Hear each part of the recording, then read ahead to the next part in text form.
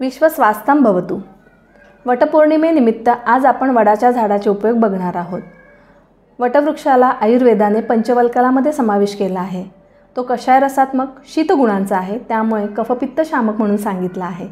त्याच्या विविध अंगाचा उपयोग होतो, त्यामध्ये वडाचे खोड, पान, तसेच पारंब्या किंवा वटांकुर, तसंच जो चीक आहे याचा छान उपयोग होतो।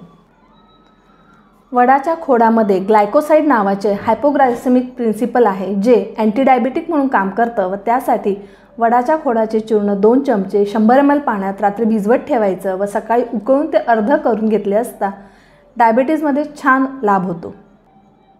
वडाच्या पानांमध्ये अँटी इन्फ्लेमेटरी गुण असल्यामुळे कुठल्याही सांधेवातामध्ये किंवा सांध्यांमध्ये असणाऱ्या सुजेसाठी ते गरम करून पान बांधले असता छान सूज कमी होते।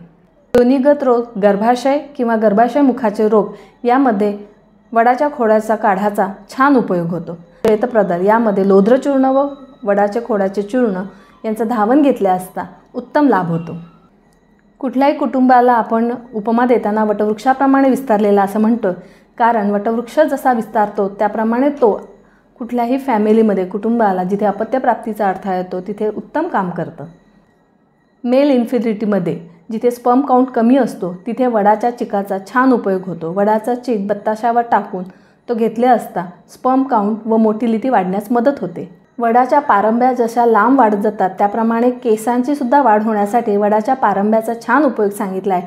तीळ तेलामध्ये वडाच्या पारंब्या, जटामासी, आवळा चूर्ण उकळून त्याला 2 दिवस तसंच त्यामध्ये तेलात ठेवायचं आणि त्यानंतर गाळून या तेलाचा उपयोग केला असता उत्तम केशवर्धक ठरेल।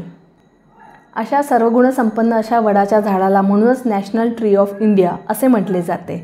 अशा या वटवृक्षाचे जतन करूया आणि त्याचा आपल्या शरीरात आविर्भाव करून घेऊ।